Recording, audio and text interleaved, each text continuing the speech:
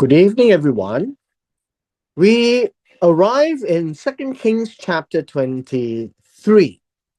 We began looking at the new king, King Josiah, and basically, he is one of the greatest kings in all history of Israel.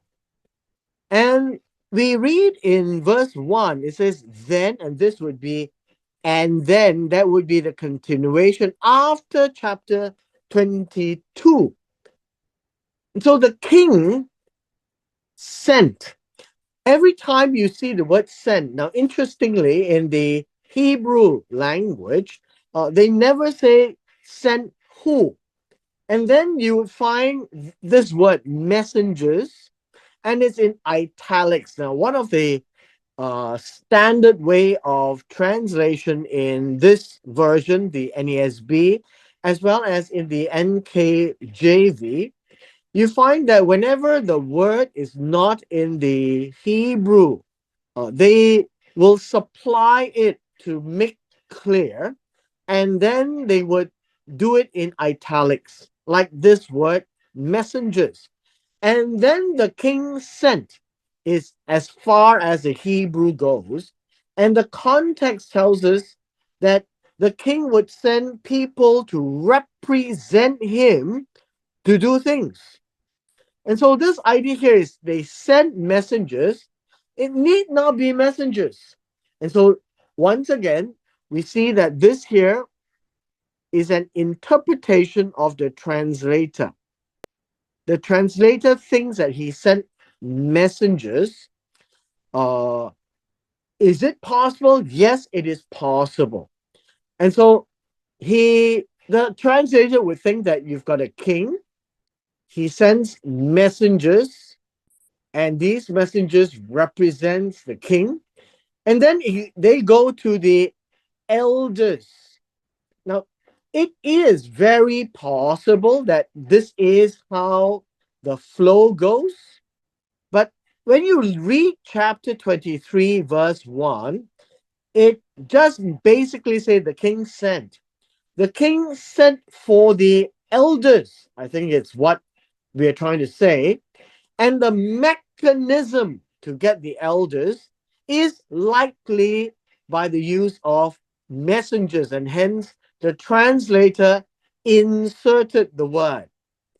After the king sent, and then they gathered. They gathered, and who is this they?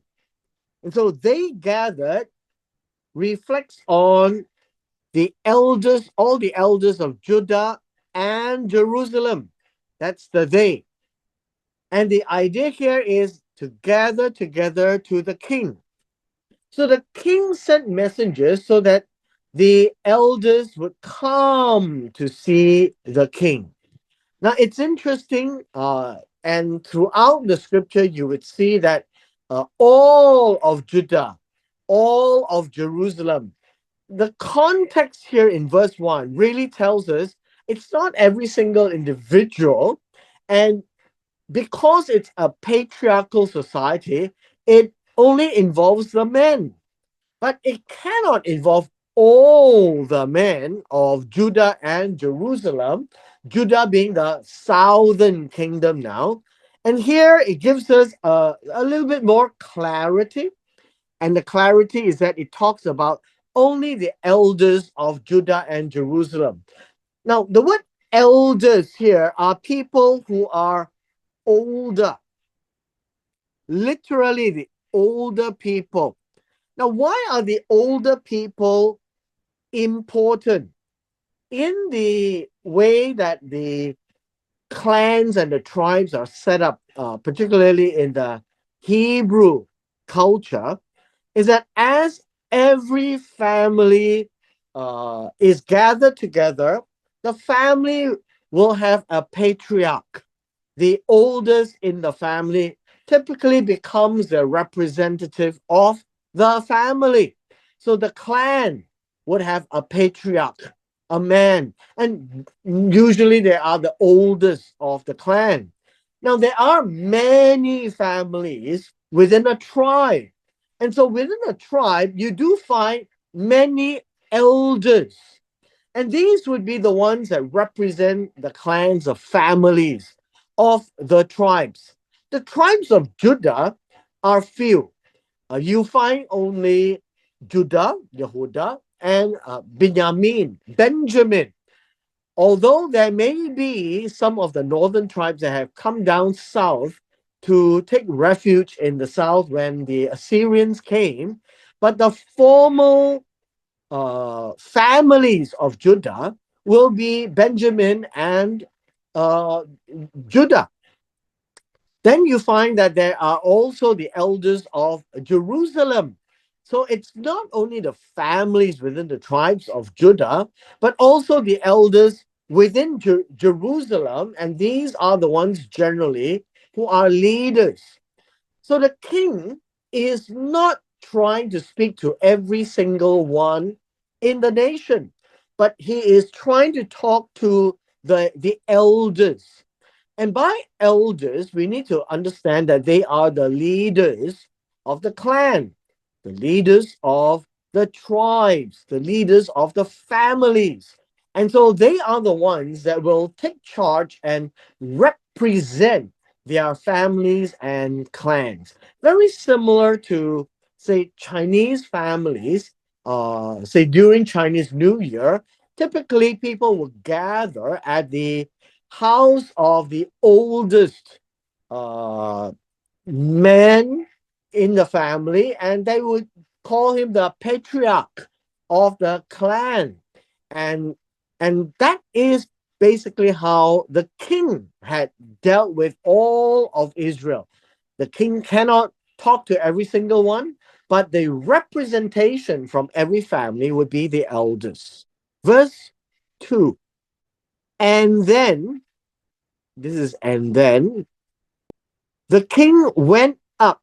Now, this is important. The king went up. These are what we call the geographical heights. Went up means from low, he went up.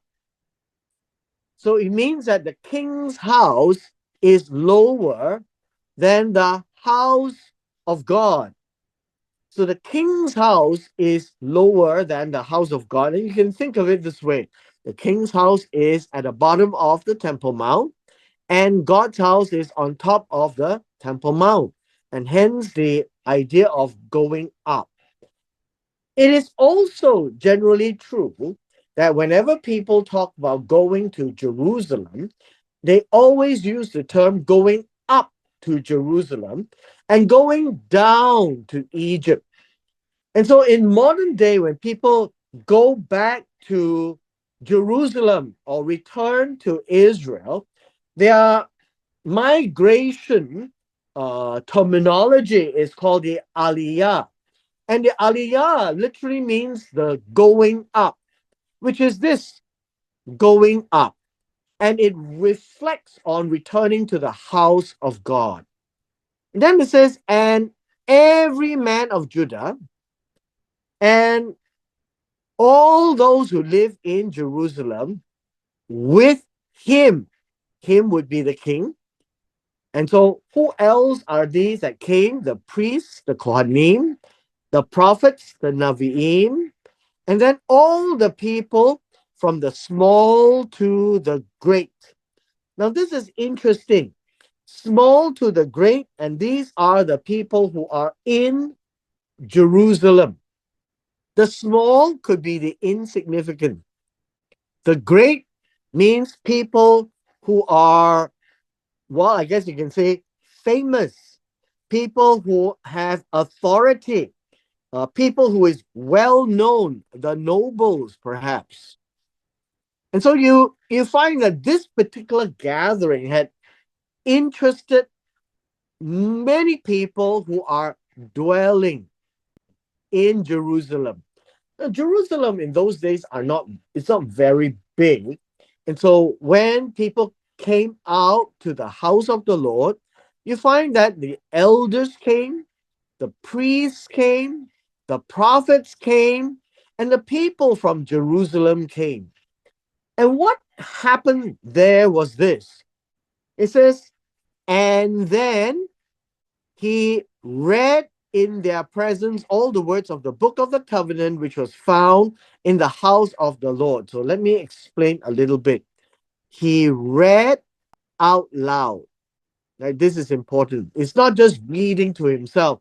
He read out aloud. He recited aloud in their presence. Now, this word in their presence literally means uh, in their ear. And so the king would read out the Torah scroll in the hearing of in the ear uh, of all, in this case, of all, not the presence, but in the ear of all the words of the book of the covenant. And so the king was actually reading from the scroll. And the part that the king was reading was Deuteronomy chapter 28. We read this before in the chapter of blessings and curses. And it was opened up to Deuteronomy 28, verse 69. And remember, this is not in the Bible text itself, it is in the traditions of the Jews. And it refers that which was found in the house of the Lord by the high priest Hilkiah. And it was opened up to this particular chapter and verse, and it really drove the king to change his attitude towards God. Now, let me just briefly reflect on the right hand side, Deuteronomy 28:69. When we talk about the book of the covenant, we have Deuteronomy chapter 28, verse 69 is actually Deuteronomy chapter 29, verse 1 in the English translation. And 29, verse 1 reads this way.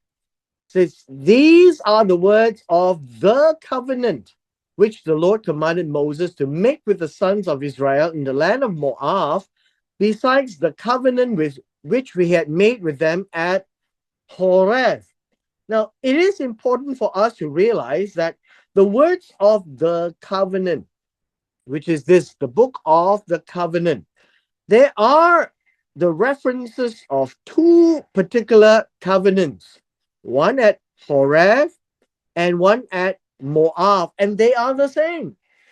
The reason why it is split into two parts is that in the book of Exodus, chapter 20 onwards, you find that that refers to the first generation of the Israelites who came out of Egypt, who are old enough, and God was speaking to them as a covenant given to them.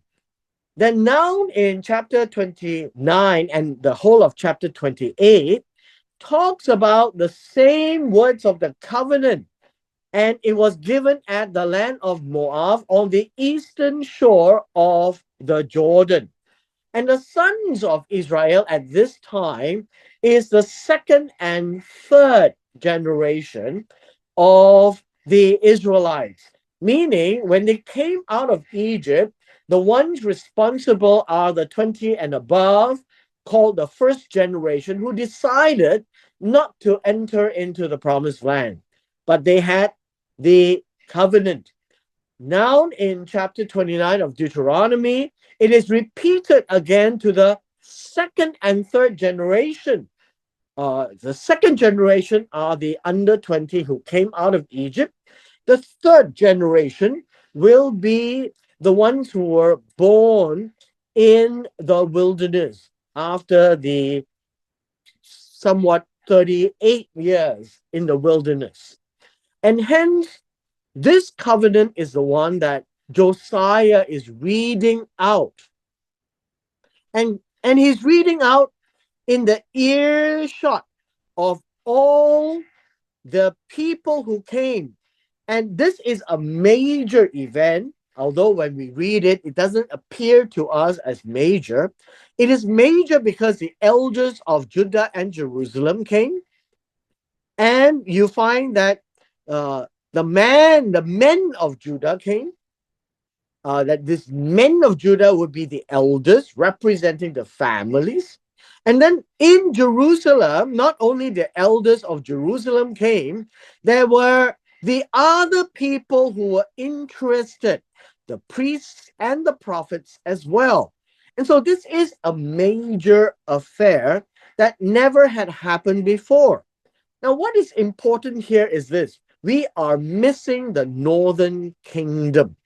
And the reason we are missing the northern kingdom is that at the time of King Hoshea, then we have Shalmaneser, who had taken over the northern kingdom. And hence, we are only talking about Judah, the southern kingdom. And they are reading through the book of the covenant, particularly chapter 29, and referring to chapter 28. We carry on to verse 3. Verse 3 says, "And then the king stood by the pillar," and the pillar here would be the pillar in the temple. And then he cut a berit before God. Now, this is important. He cut a berit, a covenant. A covenant, by the way, is a big word, but basically it's a formal promise.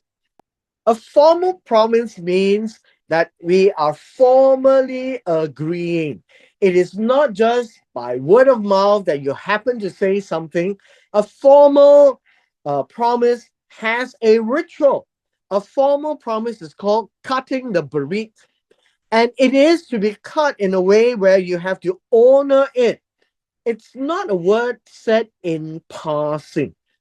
And so it is important for us to realize that it is a king who is representing the people, cutting a covenant before God. Now, God makes many covenants, right? With Abraham, with Isaac, with Jacob, with Noah, with David, many covenants. And so here, Josiah cuts a covenant to represent all of Judah to do a few things. One, to walk after the Lord. Now, to walk after the Lord is a very specific terminology. It means to follow God. Now, walk after, although in English we say walk after, it means that we have God and He's going this direction, and the people would be behind. This is after.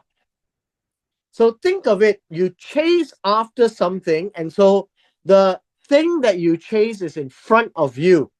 And so when they say here that they will walk after the Lord, they are actually walking behind God, and the God is in front. That is what it means. Which means that wherever God walks, they will walk, and how God wants them to conduct their lives, that is how they will conduct their lives. And it goes on, it says, and to keep his commandments, keep his provisions, keep his statutes. And then it says, with all heart and all nephesh, to carry out the words of this covenant that were written in this book of the Torah, or of the covenant. And all the people, it says here, entered into the covenant. And let me explain. We're spending a little bit more time here because of some of the unique things that Josiah is doing.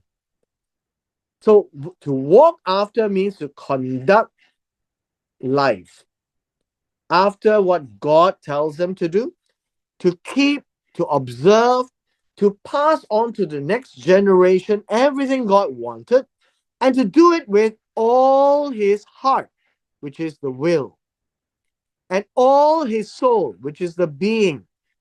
This means that it is by mind or will, and by soul, which is the being. Everything a person is to walk after God, to carry out. Now, the word carry out is to establish, to make clear that the words of this covenant is actually done, is actually seen, is actually executed, right? Is actually standing. That is what it means. That these words are not just mere words, but it is something that they will do such that it can be seen that it is alive. And then it says that all the people entered into the covenant. Now, they can't sign the deal, right? And only the king cut the covenant. So, what do you mean? This word here means they took a stand. This word entered into the covenant doesn't say enter, it means they took a stand. Now, this is interesting. So, you have the king entering a covenant with God, and the king represents the people. These are the elders, and the elders represent their families. And so behind the king would be the people, and the people take their position behind the king. When the people take their position behind the king, it means that the king and the elders who represent the people are in the same covenant. That is how in ancient times they cut a covenant, and in this case with God. God is not there to sign the covenant, but the idea here is they are making a formal promise. We will do it. Now, one of the things you find in a formal promise is that there is always a provision for punishment. That if you do not keep the covenant, then you will be punished. And hence, the formal promise carries that kind of a punishment, all within the terms of the covenant. Now, it is not stated here, but that's generally how a covenant is cut. Meaning, you're not just saying empty, hollow words. You're not saying, yes, we will walk after God. You are saying it because you mean it. And if you don't do it, then something is going to happen to you. There is a consequence of violation. This is what it means by standing with the king behind the covenant made with God. Verse 4, we have the word and then here. The king commanded Hilkiah or Hilkiyahu, the high priest. He was the one who found the book of the Torah. The priests of the second order would be the assistants, the doorkeeper, and it says here, the keeper of the threshold who works inside the sanctuary to bring out of the temple of the Lord all the utensils that had been made for Baal, for Asherah, and for all the heavenly lights, the sun and moon and the stars. So the doorkeepers here are the people who serve the priests and the Levites. And they take care of the things that is happening inside. Now, if you recall when we were looking at chapter 21 at the end, where Ammon, we have Manasseh. After that, we have Ammon, and he only ruled for 2 years. Next, we have Josiah. Manasseh in his late life had tried to destroy all the Baal, all the Asherah, all the Bama, the private altars. And he did what was good. And then Aman came on the scene. He only ruled for 2 years. And in that 2 years, he did everything that was bad. He put in all that was destroyed by Manasseh, and he made everyone worship the sun, moon, and stars and everything else, including Moloch, running through the fire. And now Josiah takes over as king, and so he is doing right. He actually brought out from the temple because Aman put everything into the house of God. Can you imagine that the house of God for Jehovah, Aman put in all the Baal? So all the utensils used for Baal, Asherah, and for the sun, moon, and stars, he burned them outside Jerusalem in the fields of the Kidron Valley and carried the ashes to Bethel. Now remember, Bethel is not in Judah. This is in Samaria. This is one of the two places where Jeroboam had made the golden calf, that he didn't want his people to go down to Jerusalem. And so Bethel, the house of God, a place in Samaria, which is north of Jerusalem, we notice Josiah had burned all the idolatry instruments, if you can call it that way. And after burning the instruments, and he had the boldness and the courage to do so, this would upset the people. But the people, having read the covenant to God, had no objections because it brought back the awareness of the importance of Jehovah in the lives of the people. We continue to see in verse 5, it says, and then, right? And then he did away. Now, this word did away literally means to cease. He ended the idolatrous priests whom the kings of Judah had appointed to burn incense on the Bama in the cities of Judah and in the surrounding area of Jerusalem. These are the Bama on the high places, the Bama, private altars, as well as, now this is important, as well as means these are different. We have high places, and these Bama is actually used to burn incense to Jehovah. However, next to these little altars, you would have the idolatrous priests to burn incense to Baal, the sun, the moon, the constellations, and to all the heavenly lights. And so these are the ones that Josiah is dealing with, the idolatrous priests. The idolatrous priests are not the Levites. They are not from the Aaron lineage. These are the ones that Jeroboam had introduced into his kingdom, the northern kingdom of Israel.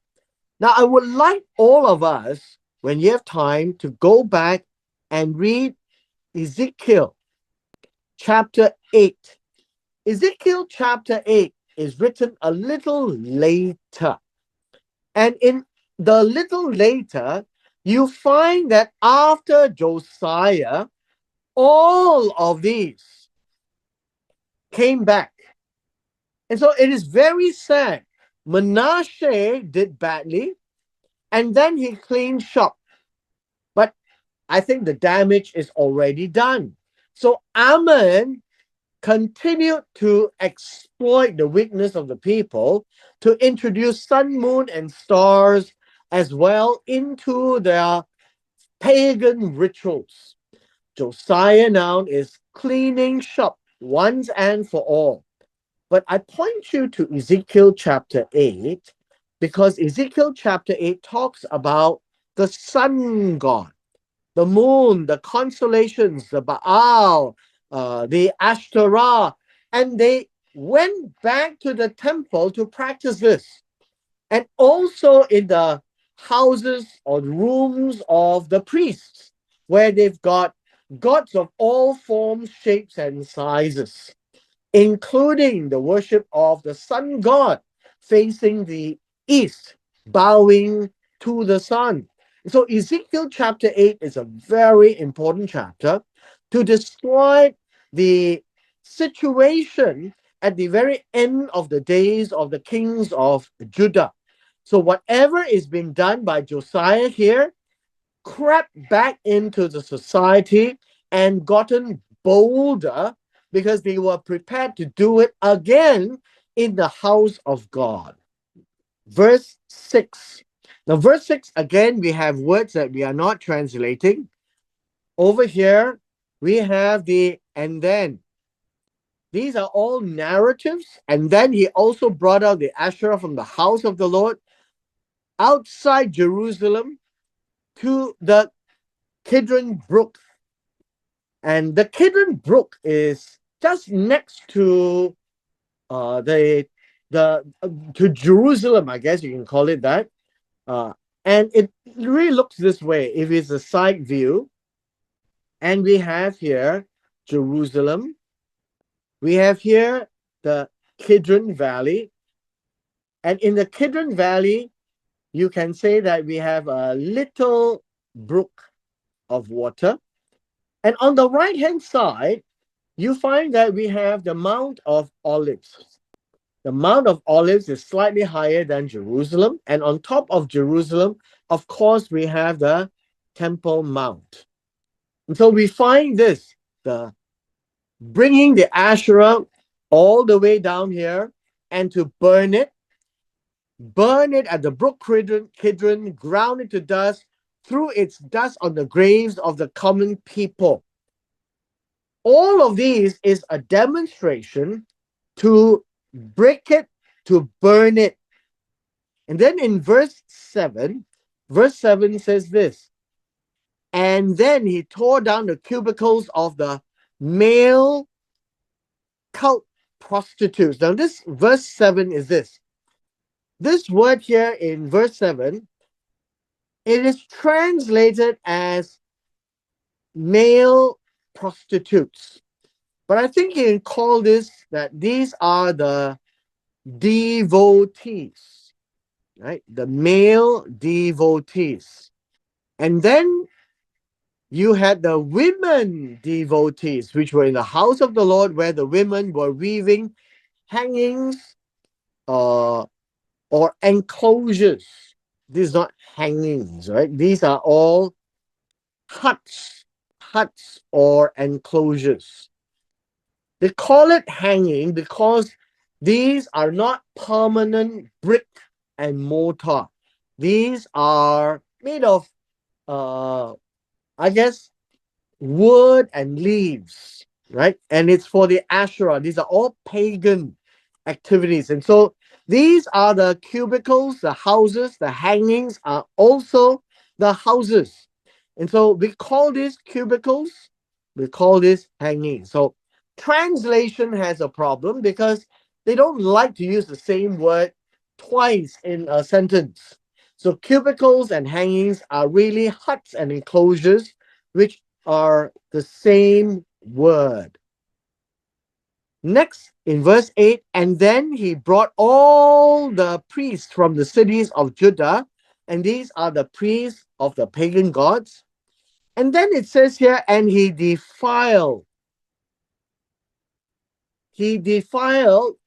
the Bama where the priests had burnt incense from Geva to Be'er Sheva. And he tore down, this is defiled, and this one is he tore down all the Bama of the gates that were at the entrance of the gate of Joshua, the governor of the city, which were on one's left at the city gate. This is Jerusalem, right? These are all Jerusalem. In Jerusalem, there is so much pagan worship. And these priests were brought in to the entrance to the gate of Joshua, the governor of the city. This word defile. Notice King Josiah did not burn it down, he contaminated it. He made it such that nobody would want to use it again. This one, tear down, means he broke down. So we have two very different words that is used here by Josiah. Verse 9. In verse 9, it says, nevertheless, the priests of the high places did not go to the altar in Jerusalem. Now, who are these? The high places are the Bama, and they use it for God. And so it was contaminated, so they can't use it anymore. But they didn't come to Jerusalem because Jerusalem is the very place that God had appointed for the men to be there. So they never came. But what they did was they ate unleavened bread among their brothers. Now, it is interesting because we can see that these priests were not allowed or were disqualified from using or serving at the place of Jerusalem.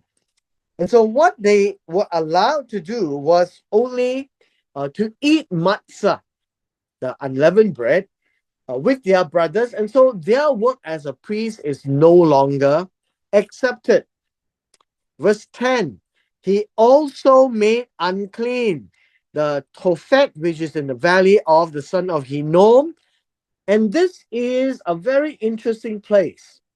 If this was Jerusalem, and this is the Kidron Valley, and this would be the Mount of Olives, and this is Jerusalem, you find that the valley of the son of Hinnom is over here. This is the Hinnom Valley. Now, this valley is where they would light fire and they would pass their children to the offering of Molech. Molech, the god of the Moabites. And so that no one would make his son or daughter pass through the fire for Molech. The word defile here is to make unclean. Defile, make unclean, contaminate. So it cannot be used anymore. Verse 11, and then he did away with the horses that the kings of Judah had given to the sun or the sun god at the entrance of the house of the Lord. Note this word, at the entrance of the house of the Lord. This really is the east. They have given for the sun, and they were coming to the halls, the rooms, by the chamber rooms of Nathan Melech, the official, which was at the covered courtyard, and he burned the chariots of the sun with fire. Now we need to also realize he only dealt with the chariots burned with fire. The animals were unharmed. Although they were used for these purposes, the animals, namely the horses, were unharmed. Verse 12. Verse 12 tells us the king also tore down the altars that were on the roof, the upper chamber of Achaz. It appears that in the upper chamber of the temple, they actually built a room, and they actually had altars in that room built by Achaz, which the kings of Judah had made in the past, and the altars which Manasseh had made in the two courtyards in the house of the Lord, and he smashed them there and threw their dust into the brook Kidron. So we now can see in verse 12 that these were altars in an upper chamber in the temple. And they were discovered by Josiah, but not by Manasseh. Verse 13. And the king defiled, contaminated the Bama that were opposite Jerusalem. This would be the Mount of Olives, which were on the right of the Mount of Destruction. And this word, the Mount of Destruction, literally tells us that they were the the house of abomination, I think would be a good way. The hill of abomination, which Solomon, the king of Israel, had built for the Ashtoreth, the abominations or the god of the Sidonians, for Chemosh, the god of the Moab, and for Milcom, the abomination of the son of Ammon. Now, this is important because these are in First Kings chapter 10. When Solomon was old, he yielded to his wives, and he built on the mount opposite Jerusalem, which is the Mount of Olives, all the high places, the altars. These are private altars, and it is for the Ashtoreth. The abomination means the god or something that is abominable, that is disgusting to God, belonging to the Sidonians. Chemosh, the abomination of Moab, and Milcom, the abomination of the sons of Ammon. And so First Kings 10 tells us what Solomon did. And now we find that Josiah himself is destroying all of them. We are reading a lot of details of what Josiah did. And in 1 Kings chapter 13 and verse 2, these were the prophecies concerning Josiah. And after Josiah was revived with the Torah, he brought the people of Jerusalem and Judah to be revived of the Torah, to cut a covenant with God, to say that they will follow God to do what he wants them to do. And so, as a king, he went where no kings have gone. He went into every nook and corner of the temple and the temple surroundings to remove all forms, shapes, and sizes of pagan idols called abominations. Now, chapter 23 is a bit long, and so we will continue tomorrow to finish chapter 23. So with this, we come to the end of our session today.